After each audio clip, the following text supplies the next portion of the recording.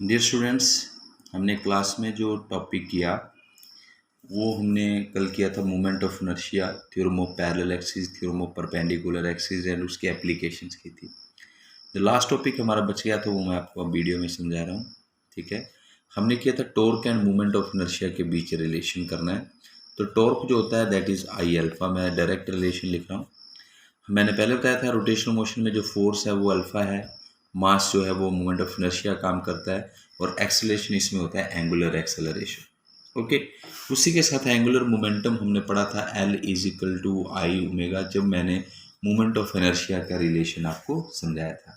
ठीक है, तो डियर स्टूडेंट्स, इसमें कंजर्वेशन ऑफ एंगुलर मोमेंटम जो होता है, कंजर्वेशन ऑफ एंगुलर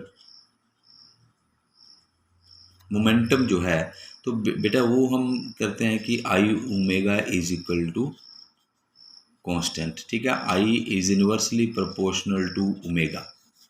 क्लियर हुआ? ओमेगा एंगुलर स्पीड होती है, आई मोमेंट ऑफ इनर्शिया होता है।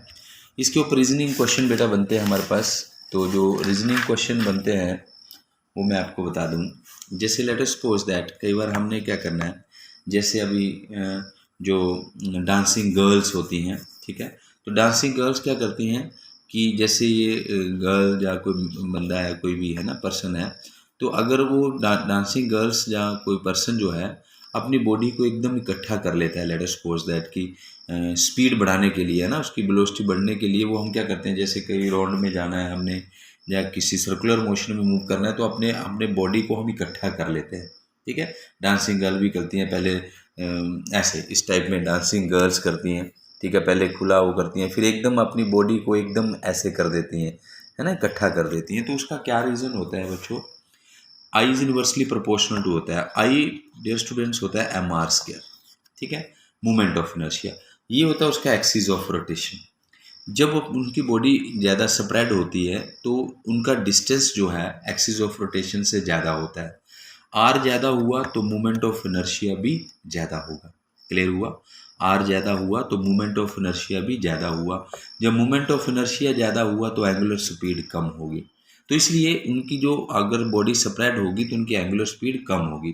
फिर क्या करते हैं, वो बॉडी एकदम इकट्ठा कर लेते हैं, जैसे ये कर रही है लड़की इसमें पिक्चर में, एकदम इकट्ठा कर लेती है अपनी बॉडी, इसको इकट्ठा कर लिया, बाजुओं को एकदम अपनी बॉडी के साथ लगा लेती है।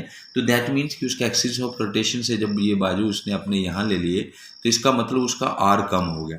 जब आर कम हुआ तो आई भी बेटा कम हुआ, आई कम हुआ तो ओमेगा ज़्यादा हुआ।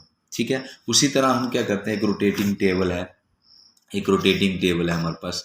इस रोटेटिंग टेबल में हम बैठे हुए हैं, लेट सपोज दैट, एंड अपनी बाजू जो है, जो आर्म्स जो है वो स्प्रेड की हुई, तो हमारी स्पीड कम होगी।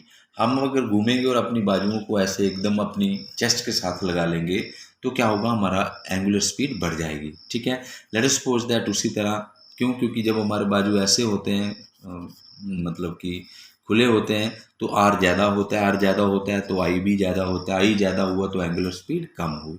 डियर स्टूडेंट्स, जब मैं इनको अपनी बाजुओं को एकदम चेस्ट के साथ ले आता हूँ, इकट्ठा कर लेता हूँ बॉडी को, तो नेचुरली आर कम होगा, आई कम होगा, और एंगुलर स्पीड यहाँ से बेटा क्या हो जाती है, इंक्रीज हो जाती है। ठीक है, जैसे ही हमारे पास होते हैं वेन डाइवर जंप्स, जैसे गोताखोर होते हैं जब जो स्विमिंग करते हैं, ठीक है, तो when diver jumps from a spring, spring से जब जंप्स करते हैं तो ऐसा करते हैं बेटा, देखिए ये देखो, पहले ऐसी बॉडी होती है, फिर यहाँ इकट्ठा करते हैं, फिर ये इकट्ठा करते हैं, फिर ये इकट्ठा, और पूरी बॉडी को इकट्ठा करते हैं ताकि उनकी स्पीड बढ़ जाए। क्यों? क्योंकि उनका एक्सिस ऑफ रोटेशन से डिस्टेंस कम होता है, डिस्टेंस कम होगा तो आई कम होगा बेटा, आई कम होगा तो एंगुलर स्पीड कम होगी।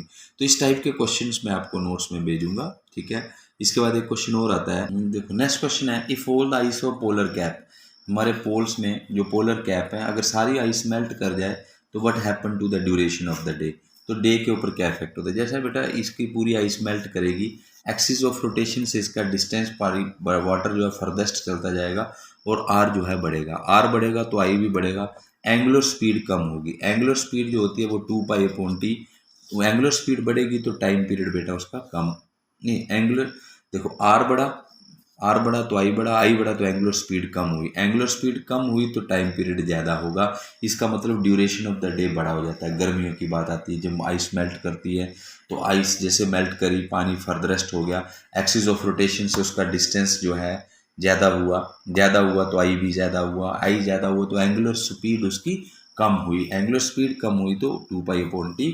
तो इसके कारण जो है उसका moment of inertia time period जो है वो बढ़ जाता है। एंगुलर स्पीड कम होगी, टाइम पीरियड ज़्यादा होगी तो ड्यूरेशन ऑफ द डे जो होता है वो बढ़ जाता है। ठीक है, उसी तरह स्टूडेंट से क्वेश्चन है, earth contact to half of its radius.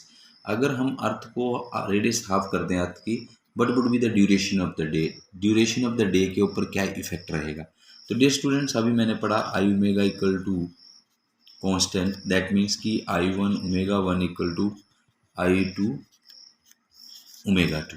ठीक है, तो यहाँ से हमारे पास आ गया I1, अगर हमने I1 इसको लिखूंगा मैं 2π/T1, I2 2π/T2, 2π बेटा कैंसिल, I1/T1, I2/T2। तो यहाँ से मैंने T2 निकालना है, तो T2 मैं निकालूंगा I2/I1 इंटू T1। तो डियर स्टूडेंट्स, जो I1 है, T2 I1 की वैल्यू को आप पुट ऑफ करेंगे बेटा, इसमें I1 हमें दे रखा है 2/5 mr²।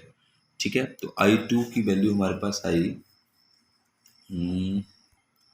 डियर स्टूडेंट्स I1 ये है, तो इसी तरह हमारे पास I2 कितनी बनी, 2/5 m, रेडियस उसकी हाफ होगी। ठीक है, हाफ ऑफ द रेडियस बोला, रेडियस हाफ होगी, तो इसका मतलब I2 हमारे पास बना 2/5 m r²/4, और I1 बन गया बेटा 2/5 mr² इंटू T1 हमारे पास पता है 24 आवर है ना, 2/5 m r²।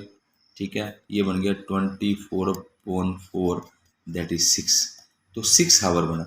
और हमारे पास डे कितना है 24, इसमें से 6 आएगा 18 आवर्स। तो कहने का मतलब हमारा जो डे है वो 24 बजाय कितने आवर्स का रह जाएगा, 18 आवर्स का रह जाएगा।